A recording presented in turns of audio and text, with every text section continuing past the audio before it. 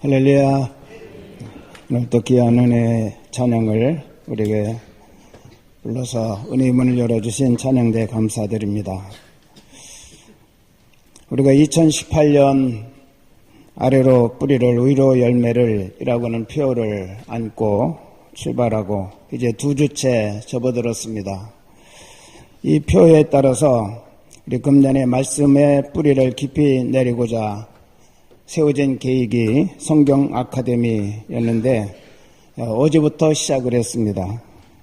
50여 명의 성도들이 4개의 주제로 반을 나누어서 공부를 하고 있는데 너무 좋은 분위기에서 진행이 되어서 참으로 감사했습니다. 전 가족이 참여한 가정이 3가정이고 부부로 참석한 팀이 9팀이고 청년과 학생까지 해서 골고루 우리 교회 모든 성도들이 함께 말씀 가운데 서고자 하는 간절한 마음을 가지고 참여하는 모습이 참으로 보기에 좋았습니다. 오늘 저는 이 표에 맞춰서 시편 1편의 말씀을 가지고 복 있는 사람이라고는 제목으로 우리 함께 말씀을 나누기를 원합니다. 시편은 150편으로 구성되어져 있죠. 그런데 제 1편은 시편 전체의 주제 서론이라고 말하기도 합니다. 그래서 서론의 첫 번째 말씀이 복 있는 사람. 그래서 복 있는 사람이 어떤 사람인가에 대해서 시편 전체가 이제 서론을 시작으로 해서 풀어나가고 있다라고 그렇게 말합니다. 시편 1편 복 있는 사람이라고 선언을 하고 나서 시편 1편은 말씀으로 출발합니다. 그리고 150편은 찬양으로 끝이 납니다. 그리고 그 중간은 말씀과 찬양 그 중간에는 기도가 담겨져 있습니다. 시편 대부분의 기도문으로 이루어져 있는데 간구의 기도, 회개의 기도, 탄원의 기도, 소망의 기도 이런 여러 가지 내용의 기도가 시편에 들어있는 것을 우리가 보게 되죠. 자, 그렇다면 여러분 시편에서 말하는 복 있는 사람이 어떤 사람인지 짐작이 되시겠죠? 어떤 사람인가요, 이게? 한마디로 복 있는 사람은 예배자다라고 그렇게 말할 수 있습니다. 누가 복 있는 사람이라고요? 예배자, 하나님을 예배하는 사람, 말씀과 기도와 찬양이 삶 가운데 흘러넘치는 사람. 가나안 성도들은 2018년 한 해를 어느 곳에서나 하나님을 예배하는 복 있는 자로 살아가시기를 축원합니다. 성경은 복 있는 사람에 대해서 말하고 있지 복 있는 환경에 대해서 우리에게 말하고 있지 않습니다. 왜냐하면 환경은 사람이 만들 수 있기 때문에 그렇습니다. 여러분, 복 있는 사람이라고는 말을 가만히 의미해 보면 blessed라고 영어로는 그렇게 되어져 있어요. 이미 복을 받고 있는 사람, 받은 사람이라는 거예요. 복을 이미 받아서 간직하고 있는 사람, 성경은 그렇게 표현하고 있다는 것입니다. 그래서 그 복을 담고 살아가는 사람, 그래서 그 복을 담고 살아가는 사람들이 은혜 없는 자리에 이 사람이 가면 그 자리가 은혜의 자리로 바뀌어지고, 기도가 없는 교회에 이 사람이 가면 그 교회는 기도하는 교회로 바뀌어지게 되는 것이죠. 만약에 복이 없는 자가 들어간다면 평화가 깨지게 될 것이고 불평과 원망과 분열이 일어나는 역사가 일어나게 되겠죠. 기도가 있는 그런 교회, 은혜가 있는 그런 교회가 되기 위해서 우리 모두가 다 내가 하나님으로부터 받은 그 복을 담고 살아가는 우리 모두가 되어야 될 줄로 믿습니다. 그리스도인들은 자신이 이미 복받은 사람, 복을 간직하고 있는 사람이라는 사실을 알고 이 땅 가운데서 선한 영향력을 끼치며 살게 해달라고 기도하는 그런 기도의 사람이 되어야 됩니다. 복된 환경으로 바꿔달라고 기도할 필요가 없습니다. 여러분, 좋은 환경, 의식주 문제에 좋은 환경, 또 편한 환경, 물론 이런 것도 정말 많은 사람이 추구하는 그런 복이고, 대부분의 세상 사람들이 간구하고 있는, 소원하고 있는 그런 복의 내용이지만, 하나님은 환경에는 별로 그렇게 관심이 없으십니다. 그러면 어디에 관심이 있어요? 사람에게 관심이 있다는 거예요. 사람에게. 너 어떤 사람이냐? 라고 하는데 거기에 관심이 많으신 분이 바로 우리 하나님이십니다. 어떤 사람이 되기를 원하시느냐? 말씀과 기도와 찬양의 사람, 예배하는 하나님의 사람. 그렇기 때문에 하나님이 기뻐하시는 사람, 바로 그 사람이 되기를 꿈꾸고 기도하는 우리가 되어야 될 줄로 믿습니다. 예수님께서도 요한복음 4장 23절에서 아버지께서는 자기에게 참되게 예배하는 자들을 찾으신다라고 그렇게 말씀하셨습니다. 환경은 좋을 수도 있고 나쁠 수도 있고 안락할 수도 있고 열악할 수도 있습니다. 바뀌는 게 환경입니다. 그렇기 때문에 좋은 환경을 쫓아가는 사람은 언제나 환경이 변화될 때마다 일희일비하는 그런 인생을 살아갈 수밖에 없다는 거죠. 갑자기 좋아졌다, 갑자기 슬퍼졌다, 갑자기 고통스러워졌다. 환경 따라서 우리의 생각과 마음의 상태가 계속해서 바뀌어져 나갑니다. 그러나 말씀을 쫓는 사람은 언제나 굳건한 하나님의 말씀 앞에 서 있기 때문에 흔들리거나 변함이 없습니다.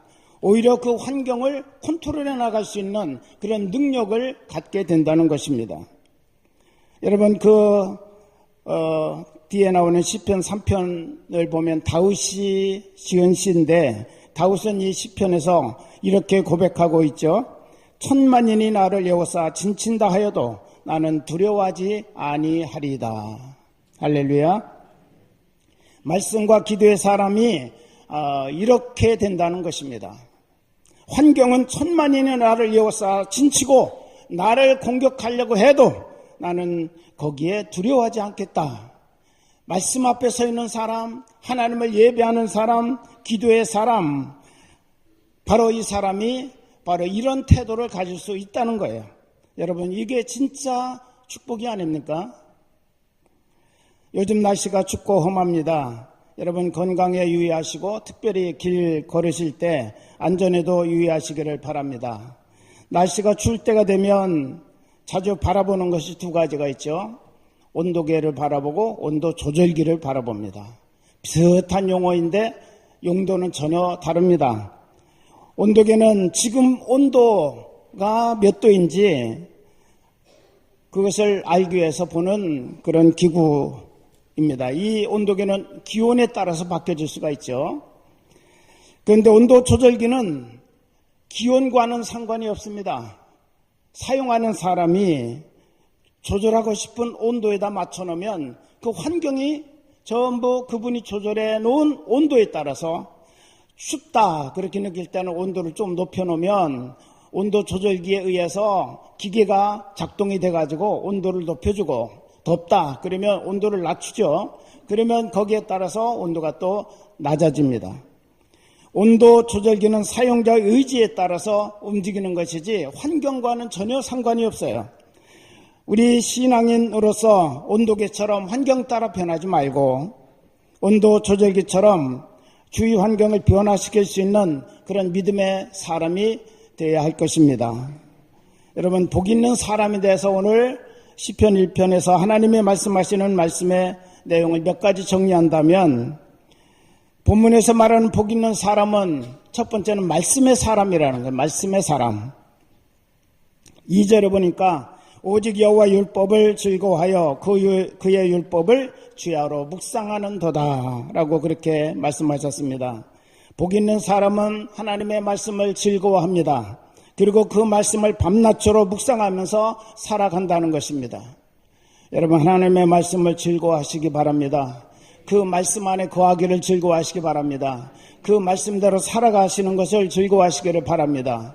사도 바울은 말씀에 붙잡혀 살아갔다 그렇게 그가 고백합니다. 언제나 하나님의 말씀을 통해서 그가 삶을 이루어갔다는 거예요. 그러면서 그는 그 말씀에 따라서 기뻐하고 즐거워하며 살아갔다고 이와 같이 말합니다. 그리고 늘 하나님의 말씀을 밤낮으로 묵상하며 살아갔습니다. 묵상이라고는 단어는 여러 가지 의미를 우리가 내포하고 있지만 영어로는 meditation이라고 그렇게 말합니다.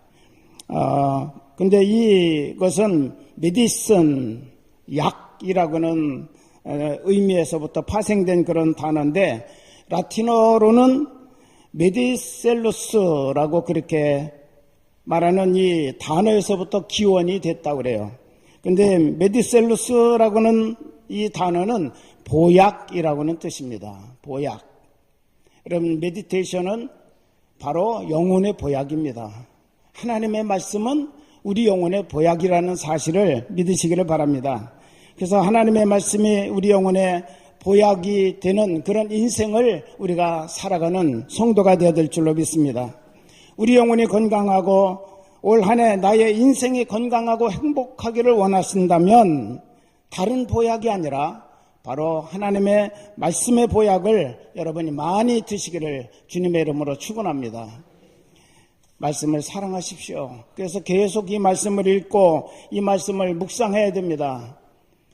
주일날만 성경 펼치는 그런 성도가 아니라 매일 매 순간마다 하나님의 말씀 앞에 설 수 있는, 그리고 정규적으로 우리가 하나님의 말씀을 먹을 수 있는 사람이 돼야 돼요. 옛날에 제가 목회 초년생 때 어느 목사님이 간증하는 소리를 들었습니다. 자기 교회에 새신자가 왔대요. 그래서 그 설교 시간에 말씀을 잘 먹게 하여 주옵소서, 그렇게 이제 계속 설교를 하고 기도를 했답니다. 그랬더니 어느 날 보니까 이분의 성경이 이만큼 줄어들었더래요. 아니, 그 성경 다 어디 갔어요? 그랬더니 아니, 목사님의 설교 시간에 말씀을 많이 먹으라고 그래가지고 제가 말씀을 먹는 방법은 이거 뜯어먹는 건가 보다. 그래가지고 제가 계속 하루에 몇 장씩 말씀을 뜯어서 먹었습니다. 이만큼 줄어들었다는 거죠. 오늘 우리들이 이 하나님의 말씀을 읽고 묵상하고 그리고 그 말씀을 믿고 그 말씀을 붙들고 살아가는 삶, 그것이 바로 먹는 삶인 줄로 믿습니다. 예수 그리스도께서 말씀하셨습니다. 나는 생명의 떡이다. 나를 먹는 자는 영생을 얻게 된다 라고 말씀하셨는데 많은 사람들이 문자 그대로를 그것을 해석하다 보니까 오해가 많이 생겼어요. 예수님을 우리가 어떻게 먹냐. 초대교회 시절에는 로마에서 이것 때문에 기독교인들을 엄청나게 박해를 했어요. 식인종이다. 기독교인들은 사람 뜯어먹는 식인종이다. 사람 피 빨아먹는, 나의 피를 마시고 내 살을 먹는 자 영생하리라 라고 하시는 주님의 말씀을 계속 성찬 때마다 하니까 믿지 않는 로마인들이 보고 이 기독교인들은 식인종이다. 우리하고 절대로 같이 할 수 없는 그런 사람이다. 그래서 이 기독교인들을 몰아내기 위해서, 없애기 위해서 엄청난 박해를 벌였던 시절이 있습니다. 여러분, 정말 우리가 하나님의 말씀을 먹고 예수 그리스도를 먹는 것, 그것은 바로 말씀을 읽고 그 말씀을 묵상하고 내 삶에 소화시키는 거예요. 내 인생의 삶 속에 그 말씀이 젖어 들어가도록 하는 것임을 믿으시기를 바랍니다. 금년 한 해 동안 여러분이 말씀 가운데 서고 그 말씀을 기뻐할 때 여러분의 삶에 풍성한 열매가 맺혀지는 역사가 일어나게 될 줄로 믿습니다. 두 번째, 오늘 말씀에서 우리에게 주시는 교훈은 의인과 악인을 구분하는 기준이 바로 말씀이다 라고 그렇게 우리에게 가르치고 있습니다. 누가 의인인가요? 하나님의 말씀을 믿고 붙들고 사는 사람이라고 이와 같이 말씀하고 계시고, 누가 악인입니까?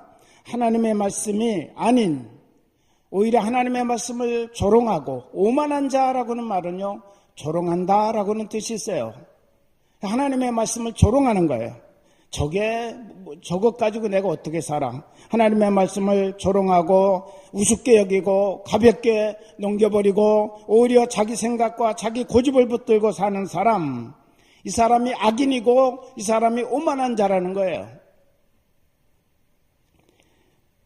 하나님의 말씀을 붙들고 살아야 할 그리스도인들이 하나님의 말씀을 붙들지 않으면 그냥 가만히 있는 것이 아니라 사람의 꾀를 붙들고 살게 되어져 있다고 합니다.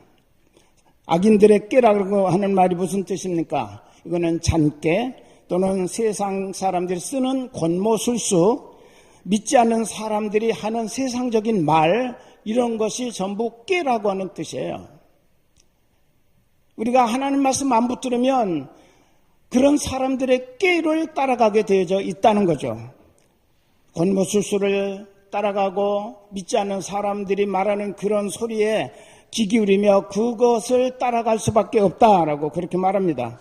그런데 복 있는 사람은 악인들의 꾀를 따르지 않는다라고 말했습니다. 오히려 여호와 율법을 즐거워하며 그 율법을 주야로 묵상한다고 이와 같이 말씀하고 계십니다. 죄인들의 길에 서지 아니하며 오만한 자들의 자리에 앉지 않는다고 이와 같이 말씀하고 있습니다.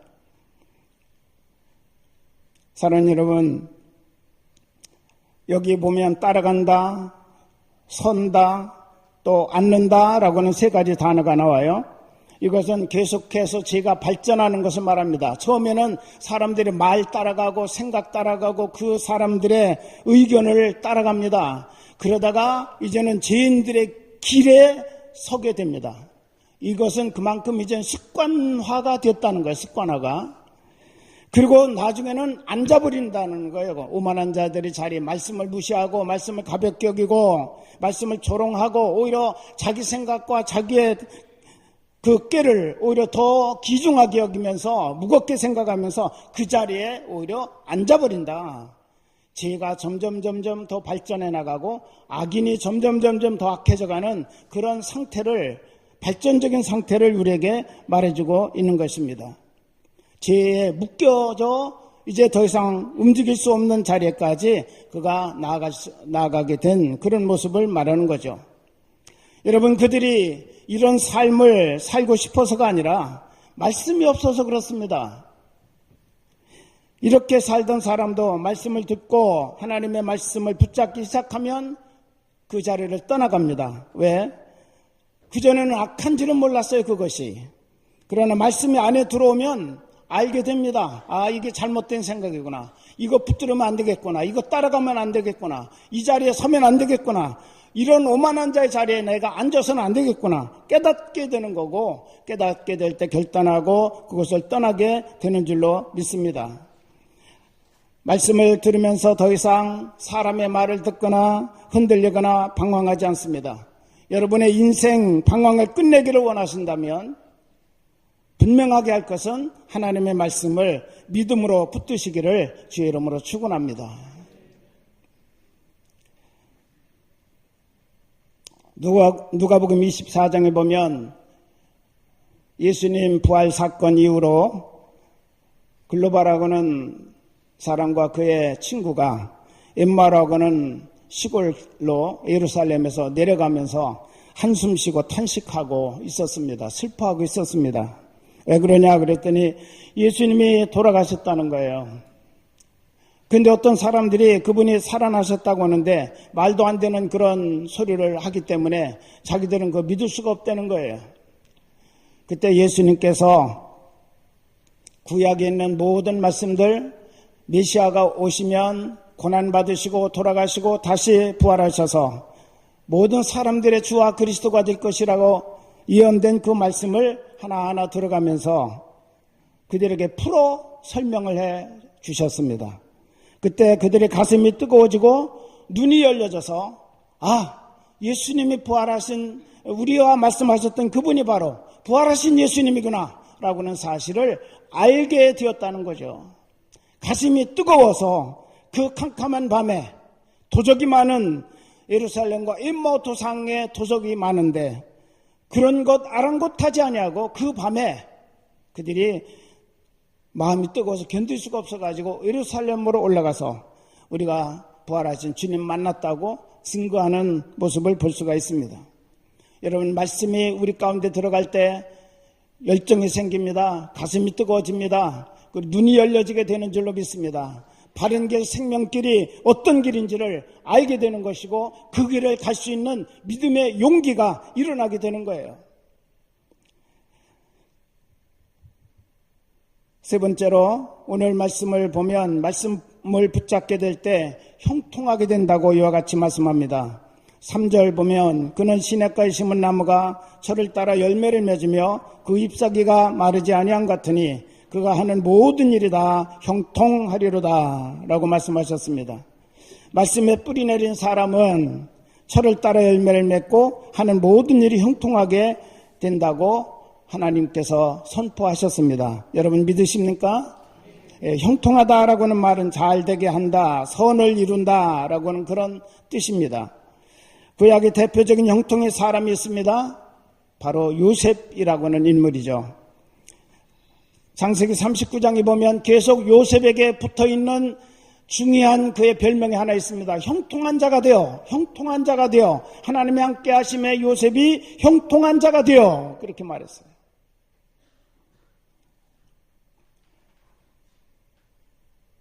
이 말을 요셉 편에서 우리가 번역한다면 요셉이 말씀 가운데 거함에 그가 형통한 자가 되어 라고 그렇게 표현할 수 있다는 거죠.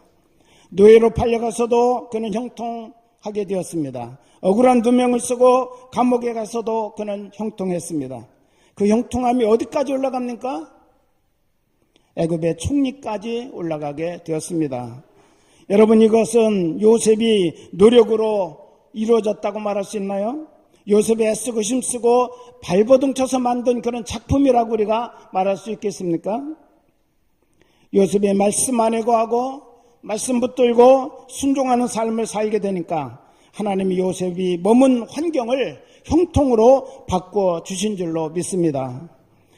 같이 죄의 길을 가자고 붙잡을 때, 보디발의 아내가 붙잡을 때 옷을 벗어 던지고 나와서 감옥에 갈지라도 하나님의 말씀을 따라가려고 했던 요셉이었기 때문에 하나님의 그를 형통하게 하셨다는 것입니다.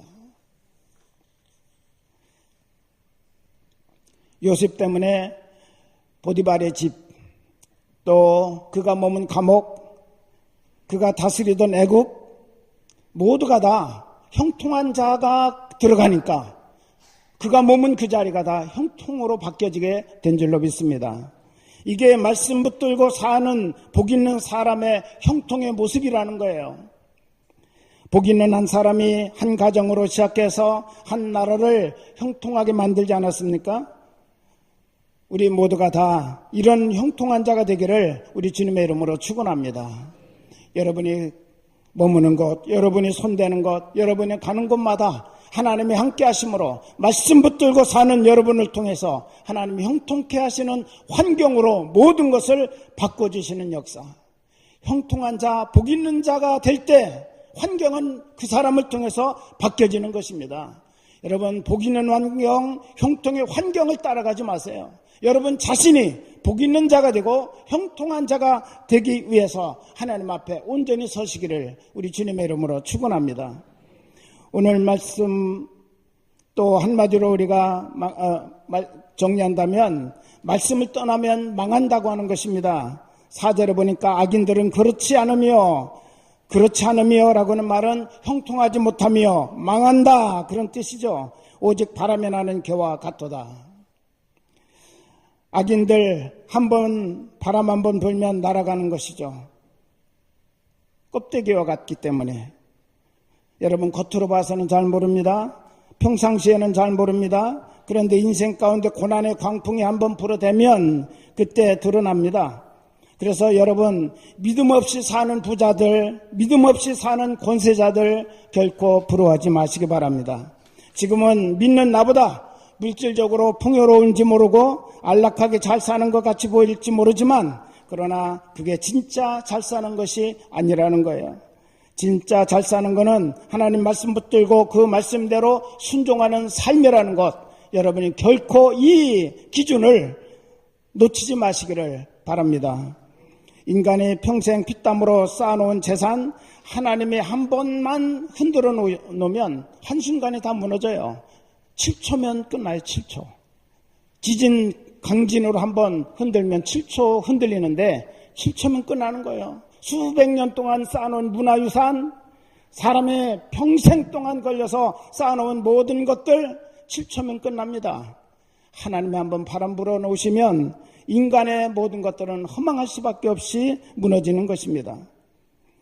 여러분이 건강하다고 자신합니까? 하나님이 한번 슬쩍만 손끝 한번 스쳐 지나가도 우리는 그냥 꼬꾸라질 수밖에 없는 거예요. 우리가 자신 있게 내놓을 게 뭐가 있어요? 하나님의 바람 불면 끝나는데. 그래서 시편과 잠언 기자는 몇 번에 걸쳐서 이렇게 우리를 교훈합니다. 악인의 형통을 부러워하지 말아라. 오직 하나님을 신뢰하라. 할렐루야. 우리 2018년 시편 1편 말씀을 통해서 복 있는 환경이 아닌 복 있는 사람이 되기를 꿈꾸고 기도하는 우리 모두가 되었으면 좋겠습니다. 하나님 말씀 사모하고 즐거워하고 묵상하고 순종하는 저와 여러분이 바로 복 있는 사람입니다. 복 있는 사람이 가는 곳마다 진정한 복인 하나님의 말씀을 신고 하나님의 말씀을 전파할 때 거기에서 아름답고 능력있고 선한 영향력이 발휘된다고는 사실을 우리에게 말씀해주고 있습니다. 가나안교회는 2018년 세상에 감당할 수 없는 이런 영향력이 있는 믿음의 복된 사람들을 만드는데 우리가 주력하려고 합니다. 우리 한번 따라서 하시기를 바랍니다. 나는 복 있는 사람입니다. 우리 옆에 분에게 당신은 복 있는 사람입니다. 우리 한번 인사하시기 바랍니다. 예, 정말 이런 사람으로 살기를 소원합니다.